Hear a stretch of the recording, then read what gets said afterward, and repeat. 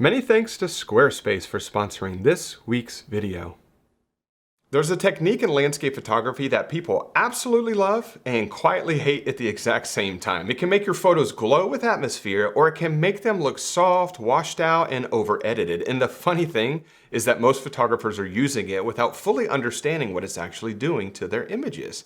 When you learn how this technique really works, it becomes one of the most powerful tools you have for shaping depth and mood in a scene. What most photographers never realize is that this technique, it's been around long before digital editing. It was created by the photographer Michael Orton, who blended two film exposures to combine crisp detail with a soft, luminous glow. One exposure was sharp and properly exposed, and the other was intentionally blurred and overexposed. And when he stacked them together, it created an ethereal, painterly atmosphere that really became the signature look of his landscapes. What took careful precision on film can now be done in a few simple steps in the digital darkroom. And that convenience is exactly why it's so easy to push this effect too far and lose all the texture that makes a scene feel real. In this video, we're talking about the Orton effect, and I'm going to show you what it truly is, how it works, and exactly how I apply it in my own edits. But before we step through the process, I want to begin by showing you a real simple before and after so you can see this instant impact this effect creates. And by the end of this video, you will know when to use the Orton effect, what to avoid, and how to add atmosphere in a clean and an intentional way that strengthens your photos rather than turning them into, or softening them into like a big blurry mush. So here is that example right now. This is an absolutely beautiful scene that unfolded in Colorado recently. Beautiful peak color aspen grove here, and there just happens to be this magical rainbow that just stretched from one side to the other. It was a very brief moment, but it was a pretty powerful one as well. So let me zoom into an area here. Let's get up here in this corner here. Maybe get a little bit of that rainbow in there too. About right like that. And I'm gonna toggle this on and off. So this is with the Orton effect right now, and this is without. This is with it and without. With and without. I'm going to turn it up a little bit more just to make it a little bit easier to see. So this is before, or this is with Orton, no Orton, with Orton, and without Orton, and back again with Orton. And I think you would agree that this creates that really nice painterly atmosphere, that nice glowy look that I think really looks fantastic. It's kind of that an amazing finishing touch to a photograph. It makes things look very ethereal, having a nice mood to it, and it just makes the overall image feel very smooth, and that's what I absolutely love about this. So to kick this off, what you want to do is, I'll start it from Lightroom because I know most people are Lightroom users, or many people are. What you want to do is come up here to Photo, Edit in, and I'm going to just open this as a smart object inside of Photoshop.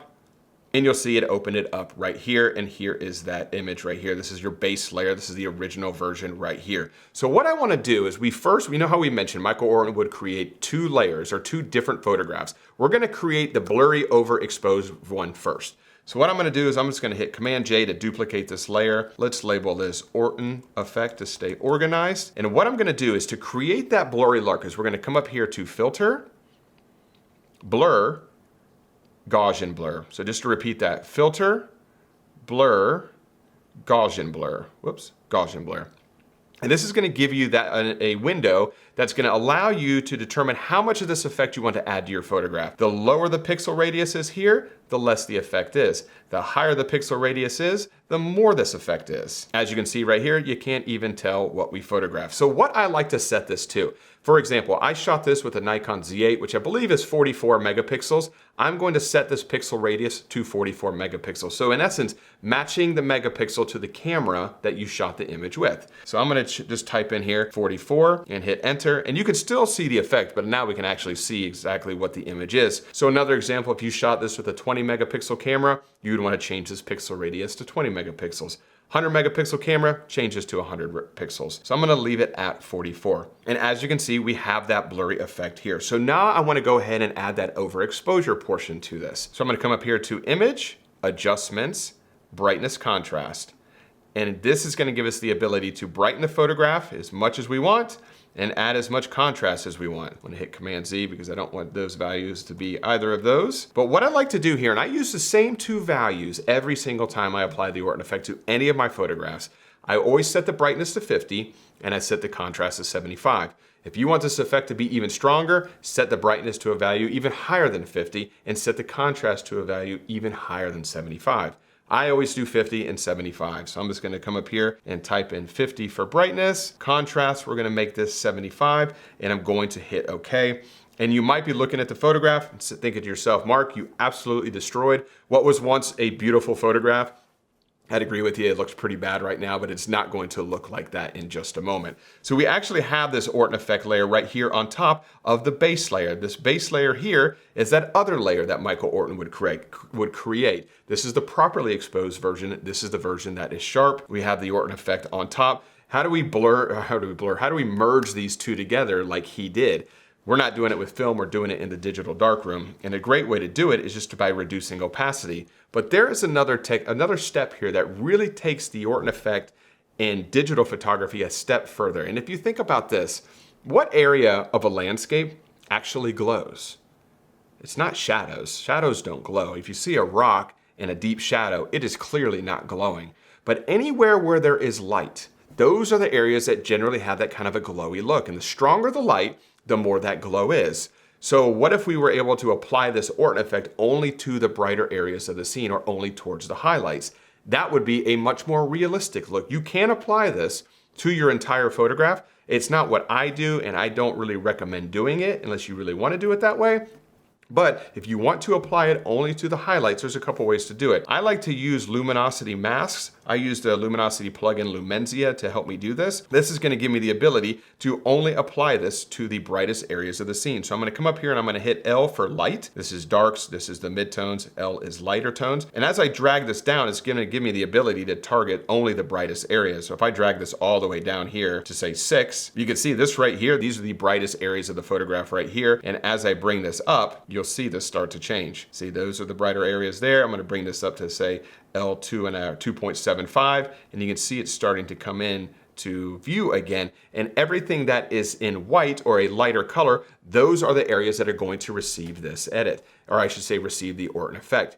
So I only am going to select an area or one of these values that targets the lighter areas or the highlights of the scene. So I think I'm gonna bring it to maybe 1.75 looks good. In this scenario, only the white area of this photograph is going to receive the Orton effect. And then I'm gonna hit mask. Let's just put layer mask here and let it do its thing. And now as I toggle this on and off, you can see that this is only applied to the brighter areas of the scene. If we look down here in this shadow area, and I'll toggle this on and off, it's not really being applied there. And I think that right there is the secret sauce, the magic touch that makes the Orton effect look really, really good in landscape photography. But it's still extremely strong here. So what do? What I like to do is come right up here to opacity. This gives us the ability to dial this effect down. So if I bring it to say 50, that effect is actually cut in half. That is still too strong. I normally leave this at about 15%, which is very, very subtle. As I toggle this on and off, you can barely even see it at full screen. But as we zoom in a little bit, let's zoom into that same area as before, where you can see the rainbow.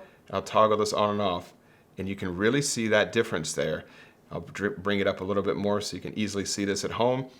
No Orton, with the Orton, no Orton, and with the Orton. I normally would never put it to 32%, but I just want you to easily see this at home. I'll leave it at 20, and then let's zoom back out so you can see this. This is with the Orton effect and without, with it and without, and I'm gonna put it right back on.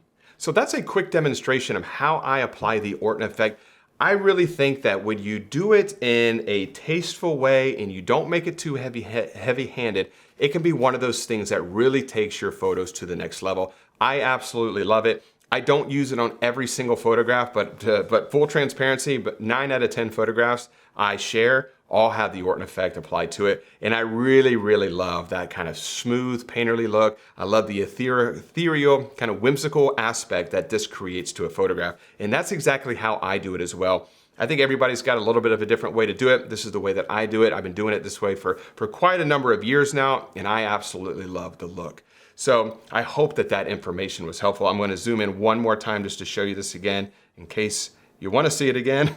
This is with the Orton effect and without, with it and without. Very, very subtle. It looks beautiful with this rainbow up here. Very, very nice. It's just a great way to create that painterly look. It's the highest compliment I can receive on my photos is when somebody asks me, Mark, is that a photograph or a painting? Or, wow, that looks just like a painting. I love that. I'm always trying to strike that balance between a photograph and a painting. And this is kind of that secret sauce that I always like to use at the end of an edit.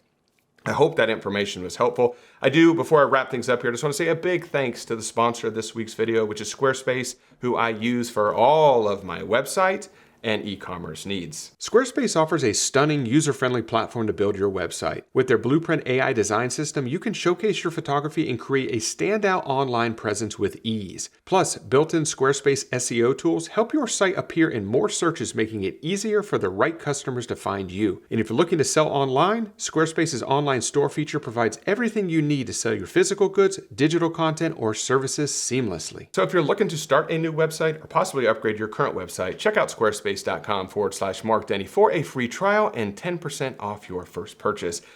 If you have any questions about anything related to applying the Orton effect, please leave those in the comment section below, and I will do my best to get back in touch with you as soon as humanly possible. And if you did enjoy this week's video, if you could, give it a thumbs up and subscribe to the channel if you're not subscribed already. And as always, I really do appreciate you carving out a little bit of time to spend it with me here today, and I will see you all next Wednesday. Bye.